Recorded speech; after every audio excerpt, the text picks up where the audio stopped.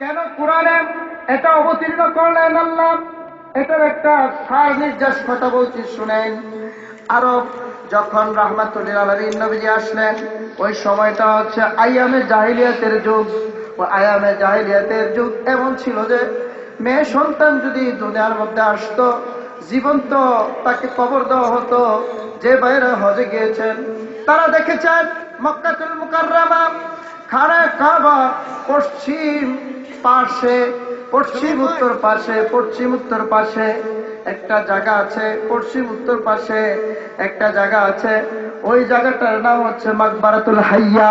মাকবারাতুল hire মাঝখানে গেলে আপনি দেখতে পাবেন সেখানে যেন আজও জীবন্ত কন্যা সন্তানরা ডাকছে, আর ডেকে ডেকে বলছে, ও বাবা, আমাকে জীবন্ত কেমনে আপনি কবরটা দিলেন? আমি না আপনার সন্তান লাগে, আমি না আপনার কলিজার টুকরা মেয়ে। ও হাজী সাহেব ভাইরা, আপনারা দেখবেন সেখানে গেলেন একটা বাউন্ডারি দেওয়া আছে, সেখানে একটা ফটকের মধ্যে লেখা আছে মাকবারাতুল হাইয়া, আরবিতে লেখা জীবন্ত কবরস্থান। এই জীবন্ত কবরস্থান তাহলে বুঝেন জাহিলিয়াতের যুগে বাবা মেয়েটাকে জীবন্ত অবস্থায় কবরের মধ্যে দিয়ে দিতেন। নাউজুবিল্লাহ, কেমন কঠিন ছিল।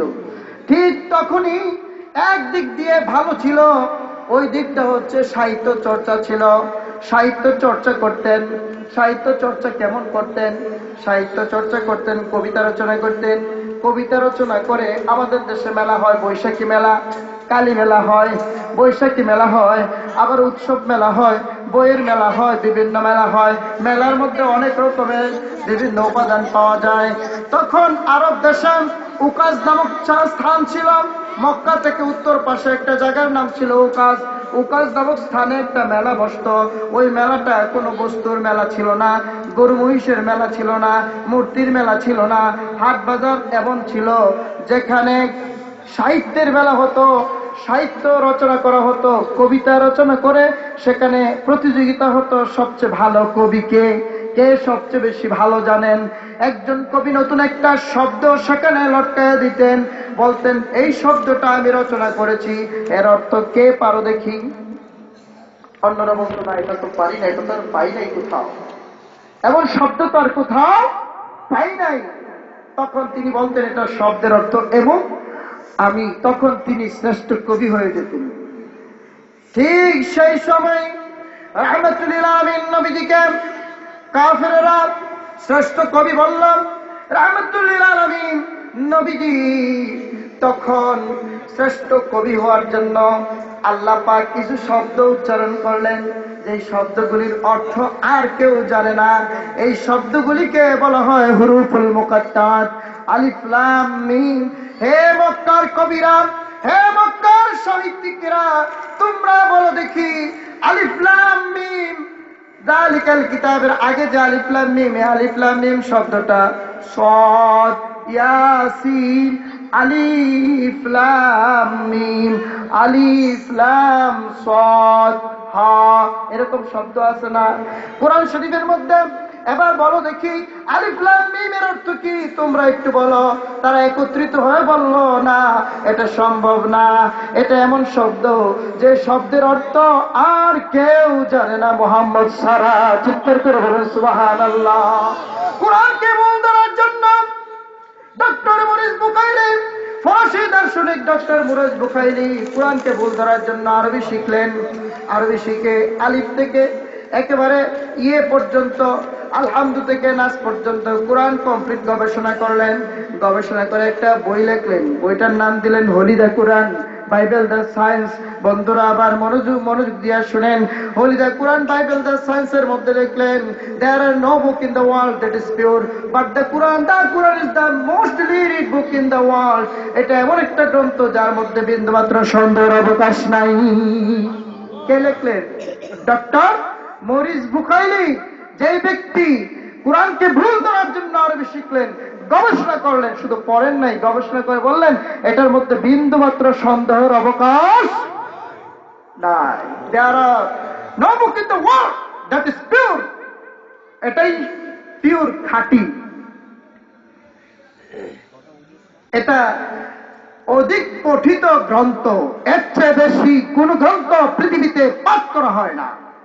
কে বললেন? ডক্টর মরিস বুখাইরি, ফরাসি দার্শনিক, পারস্য দেশের দার্শনিক ডক্টর মরিস বুখাইরি গবেষণা করে পাইলেন কোরআনের মধ্যে বিন্দুমাত্র অবকাশ নেই।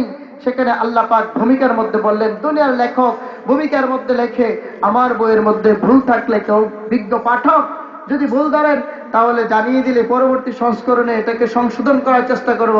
আর আল্লাহ পাক বললেন, যালিকাল কিতাবু লা রাইবা ফীহি হুদাল লিল মুত্তাকিন।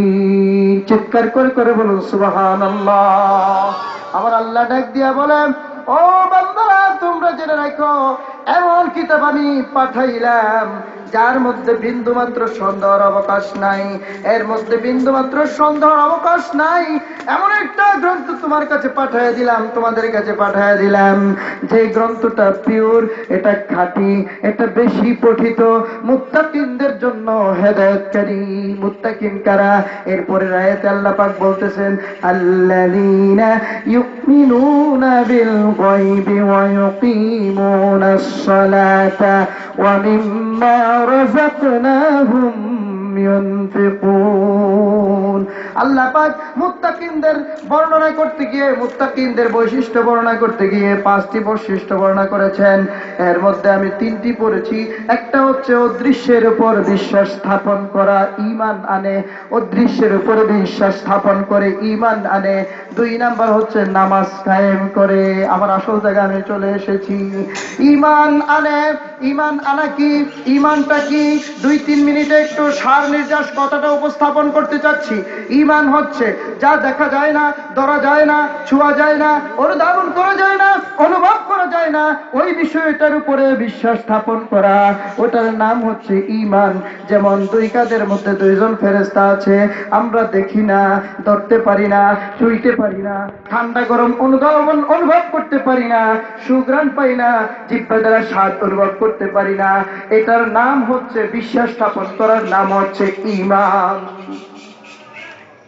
আকায়েদের কিতাবের মধ্যে আছে, ইসবাতু আযাবিল কবরি হাক্কুন, ইসবাতু আযাবিল কবরি হাক্কুন, কবরের আযাব সত্য, এটা বিশ্বাস করা ঈমান। সুবহানাল্লাহ বলেন, আওয়াজ দিয়ে বলেন সুবহানাল্লাহ। কবরে আযাব হয়, কবরে শান্তি হয়, কবরের মধ্যে আল্লাহ প্রদত্ত খাবার খায়, আল্লাহ প্রদত্ত খাবার খায়, আল্লাহ প্রদত্ত জান্নাতি পোশাক পরিধান করে যারা জান্নাতি, এটা আমাদের বিশ্বাস, ঠিক কিনা? যারা জান্নাতি কবরের মধ্যে তারা আল্লাহ প্রদত্ত খাবার ভক্ষণ করে, কোরআনে আছে। আমি সেদিকে যাচ্ছি না। এটা বিশ্বাস করা। কবরের আযাব দেখি না, কবরের শান্তি আমরা দেখি না, না দেখা বিশ্বাস করি, ঠিক কিনা বলেন? আমানতু বিল্লাহি ওয়া মালাইকাতিহি ওয়া কুতুবিহি ওয়া রুসুলিহি ওয়াল ইয়াউমিল আখিরি ওয়াল কদরি খায়রিহি ওয়া শাররিহি মিনাল্লাহি তাআলা ওয়াল বাসি বাদাল মাউত। আমরা ঈমান এনেছি আল্লাহর উপরে, আল্লাহকে দেখি নাই, আল্লাহকে দেখি নাই, রাসূলের উপরে রাসূলকে দেখি নাই। আমরা ফেরেশতাদের উপরে বিশ্বাস স্থাপন করেছি, ফেরেশতাদের দেখি নাই। কিতাবের উপরে বিশ্বাস স্থাপন করেছি, কিতাব দেখেছি, এটা যে কিতাব সেটা দেখি নাই। বুঝছেন নি কথাটা? এটা একটু কঠিন কথা। এটা যে কিতাব সেটা দেখি নাই, এটা যে আল্লাহর কিতাব, আমরা আল্লাহকে দেখি নাই। না দেখার কারণে আল্লাহর হাবিবকে কোরআন দিয়েছেন, কোরআন যে আল্লাহর হাবিবকে দিয়েছেন আমরা দেওয়ার সময় দেখি নাই, দেখছি, দেওয়ার সময় দেখছি। এটার উপরে বিশ্বাস স্থাপন করা। রসুলিহি মুহাম্মদ সাল্লাল্লাহু আলাইহি সাল্লামকে অনেকেই দেখেছে, কিন্তু তিনি যে রসুল, আল্লাহ যে তাকে রসুল বানাইছে এটা দেখে নাই, দেখছিনি? এটা কেউ দেখে নাই। রসুলের কথার উপরে বিশ্বাস স্থাপন করেছে। রসুল বলেছেন আমি আল্লাহর রসুল। আবু বকর সিদ্দিক বলেছেন সাদ্দাকতা ইয়া রাসূলুল্লাহ। চিৎকার করে বলেন সুবহানাল্লাহ। আবু বকর সিদ্দিক বলেছেন সাদ্দাকতা ইয়া রাসূলুল্লাহ। এটা রসুল যে তিনি, এটা বিশ্বাস করা। এবার একটু পেছনে যান, আকীদাটা একটু বলে দেয়। আকীদা কাকে বলে? আমার সামনে একটা টেবিল আছে, টি টেবিল বলে, এটা দিকটা উদাহরণ দিলে বুঝবেন ভালো। এটা হচ্ছে একটা টি টেবিল, এটা 4টা পায়া আছে, আছেনি? পেছনের বাবারা দেখেন, এটার একটা চারটা পায়া আছে, পায়াগুলি হচ্ছে আকীদা। উপরের ছাউনিতে হচ্ছে ঈমান, উপরের আসবাবপত্র, পুস্টার, কিতাব, চারকাপ, এগুলি হচ্ছে আসবাবপত্র, ঠিক কিনা? পায়াটা না থাকলে ছাউনি থাকবে। আপনারা পেছনের বাবারা বুঝলে আওয়াজ দিবেন, আমি এটা আনসার দেবো না, আপনারা আনসার দিবেন। পায়াগুলি না থাকলে ছাউনি থাকবে, ছাউনি না থাকলে আসবাবপত্র রাখা যাবে। তাইলে আকীদা হচ্ছে পায়া, আকীদা থাকলে ঈমান থাকবে, ঈমান থাকলে আমল কাজে লাগবে, ঠিক কিনা বলেন? ঈমান থাকলে আমল কাজে লাগবে, ঈমান যদি না থাকে আমল কোনো কাজে লাগবে না। বন্ধুরা আমার, এরপরের যে কথাটা, ওয়ায়ুকিমুনাস সালাত ওয়া মিম্মা রাযাকনাহুম ইউনফিকুন, নামাজ প্রতিষ্ঠা করে যারা তারা মুত্তাকি। ওই মুত্তাকিনকে কোরআন হেদায়েত করে। যারা নামাজ আদায় করে, আমরা নামাজ আদায় করি, নামাজ আদায় করার নামাজ পড়া এক না। তাফসীরের কিতাবের মধ্যে এসেছে নামাজ আদায় করা হচ্ছে, আদায়ের অর্থ হচ্ছে দুইটি। একটি হচ্ছে নামাজটাকে হুবহু আল্লাহ পাক আল্লাহর হাবিবের মাধ্যমে যেভাবে শিক্ষা দিয়েছেন হুবহু সেইভাবে নামাজটা আদায় করা। আরেকটা হচ্ছে জামাতের সহিত নামাজ আদায় করা। আমরা যখন নামাজে দাঁড়ায় যাই, নামাজে দাঁড়ায় সর্বপ্রথম বলি আল্লাহু আকবার, বলি না? দেখছেন? আল্লাহু আকবার। উলামায়ে কেরাম আছেন, সহজে বুঝবেন, আমি চেষ্টা করি উলামায়ে কেরামদের খোরাক হয় সাধারণ মানুষের জন্য বুঝে। এই আল্লাহু আকবার, এই তাকবীরটাকে তাকবীরে তাহরিমা বলা হয়। তাকবীরে তাহরিমা হচ্ছে হারামকারী তাকবীর। দুনিয়ার যত ভালো কাজ ছিল সবগুলি কাজ এখন হারাম হয়ে গেছে। নামাজ যখন শুরু হয়ে গেছে, এই নামাজের ভিতরের কাজ ছাড়া বাকি কাজগুলি হারাম হয়ে গেছে। আল্লাহর হাবিব নুরানি জবান দিয়ে বর্ণনা করেছেন, যেই ব্যক্তি মহব্বতের সহিত মার দিকে একবার তাকাবে, তাহলে আল্লাহ পাক তার আমল নামায় একখানা কবুল হজের সওয়াব লিপিবদ্ধ করে দিবেন। জানেন না এই হাদিসটা? মহব্বতের সাথে যদি মার দিকে একবার তাকান, আল্লাহ পাক আপনার আমল নামায় একটি কবুল হজের সওয়াব দিবেন। বন্ধুরা, নামাজের মধ্যে যখন দাঁড়ায় গেলেন, তখন মার দিকে তাকাইলে নামাজ থাকবে কিনা? থাকবে না। থাকবে কিনা? এত সওয়াবের কাজটা হারাম, সওয়াবের কাজটা কি হয়ে গেছে? এটার নাম হচ্ছে তাকবীরে তাহরিমা। বুঝাইতে পারছি? এটার নাম হচ্ছে তাকবীরে রাসুল ইবাদত বলা হয়। এটা সমস্ত ইবাদতের শুরু। আজকে ফজরের আগে যদি কেউ ইসলাম ধর্ম গ্রহণ করে, ফজরের ওয়াক্ত যখন হয়ে যাবে, তার উপরে সর্বপ্রথম ফজরের নামাজ ফরজ হয়ে যাবে, ঠিক কিনা? সূরা ফাতিহা জানে না, কিছুই জানে না, তার উপরে নামাজ ফরজ হয়ে গেছে। ওই ব্যক্তি আল্লাহু আকবার বলবে, আল্লাহু আকবার বলে শুধু নামাজ আদায় করবে, কিছু বলতে হবে না। এরপরে আস্তে আস্তে শিখবে, সব কিছু শিখে নেবে। বন্ধুরা, কানে ধরলাম, পৃথিবীর এমন কোনো শক্তি নাই, এমন কোনো মানুষ নাই যেই ব্যক্তি সারা পৃথিবীর সবাইকে কানে ধরাইতে পারে। কিন্তু আমরা আল্লাহর দরবারে হাজিরা দিয়া আল্লাহকে কানে ধরে বলি, আল্লাহ, পৃথিবীর কোন শক্তির কাছে আমরা কানে ধরি না। সমবেতভাবে সকলের সাথে একত্রিত হইয়া আমরা কানে ধরে তোমার দরবারে সারেন্ডার করলাম, আর কোনদিন অপরাধ করব না, বলি না? এরপরে নাভির মধ্যে ধরেই বলি আলহামদুলিল্লাহি রাব্বিল আলামিন আর রহমানির রহিম ইয়্যাকা না'বুদু ওয়া ইয়্যাকা নাস্তাঈন। বলি না? আমরা শুধু তোমার ইবাদত করি, আর কারো ইবাদত করি না। তোমারই সাহায্য চাই, আর কারো সাহায্য চাই না।